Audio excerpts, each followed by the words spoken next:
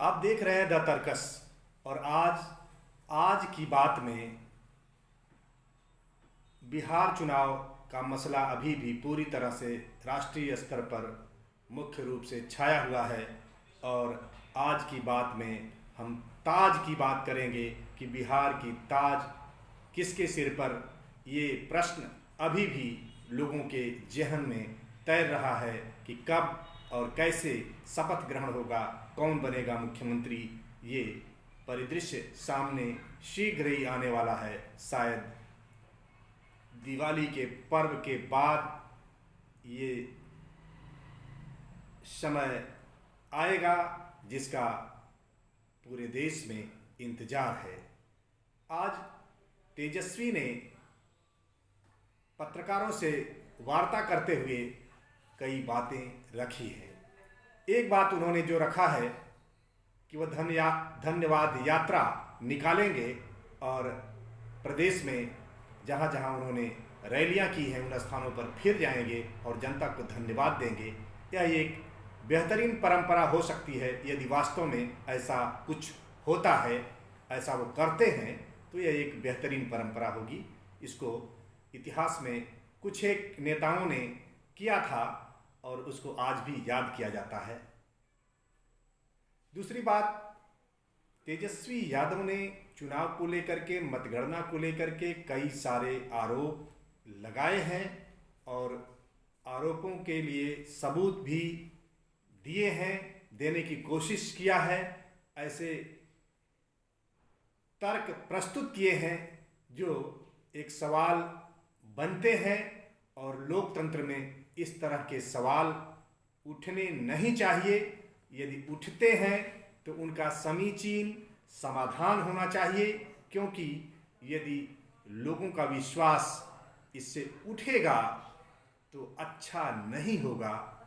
और जो सवाल तेजस्वी ने उठाए हैं उनमें कुछ तकनीकी ऐसी बातें हैं कि अगर उनकी बातें सच हैं तो ये सवाल एक बड़ा सवालिया निशान है चुनाव व्यवस्था पर, लोकतांत्रिक व्यवस्था पर। उन्होंने बताया है कि आरा में रात्रि के समय बैलेट पेपरों को गाड़ियों पर लाद कर यहाँ से वहाँ ले जाए जाने की खबर मिली है, जबकि चुनाव आयोग का सख्त निर्देश है कि रात्रि के समय में इस तरह की कार्रवाई नहीं की जानी है।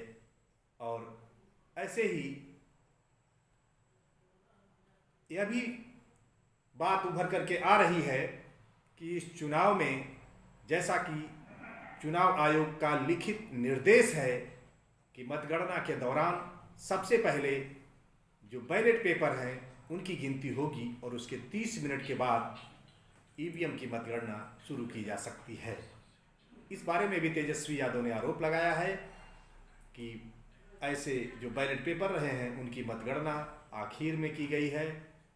और सबसे बड़ा उन्होंने जो एक आरोप लगाया है और प्रश्न उठाया है कि ये मतपत्रों के जरिए जो चुनाव ड्यूटी वगैरह में लोग लगाए जाते हैं वह उसका प्रयोग करके अपने मतपत्र पहले ही उसको पोस्टल मतपत्र के रूप में प्रयोग करते हैं, लेकिन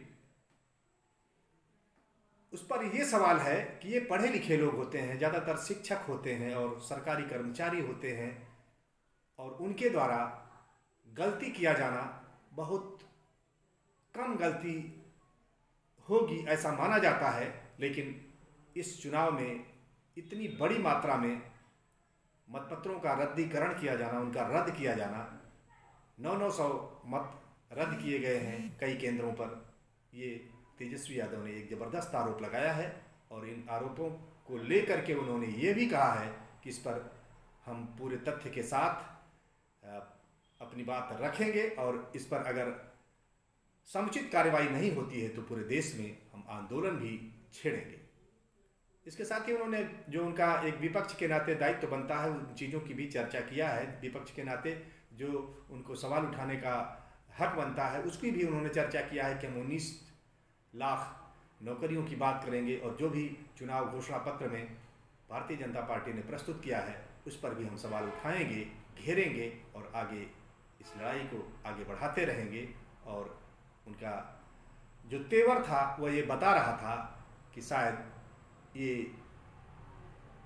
अपनी इस चुनाव में जो उन्होंने एक कॉन्टेस्ट दिया, एक मजबूत संघर्ष किया, उसके लिए वो जनता को धन्यवाद दे रहे हैं और उन्होंने ये स्वीकार किया है कि फैसला उनके पक्ष में रहा लेकिन नतीजा दूसरों के पक्ष में गया है।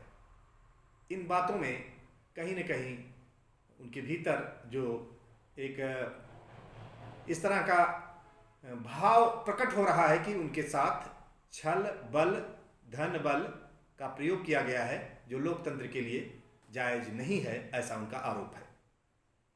आरोप तो पहले भी लगते रहे हैं, आज भी लगा है, आगे भी लगेंगे, लेकिन यदि तथ्यपूर्ण और तर्कपूर्ण आरोप हैं तो उन पर बिल्कुल संजीदा उसका जवाब सटीक ढंग से मिलना बहुत लाजमी है, जरूरी है लोकतंत्र के लिए। इसलिए इस बात को सरकार को और हमारे देश की पूरी कानून व्यवस्था के लिए जिम्मेदार, यहाँ तक कि कोर्ट को भी इस बात को ध्यान में रखना चाहिए कि कहीं भी यदि कोई सही सवाल उठाता है, सवाल उठाने वाला कोई भी हो, उसका सही जवाब मिलना चाहिए। ये लोकतंत्र के लिए बहुत ही जरूरी है।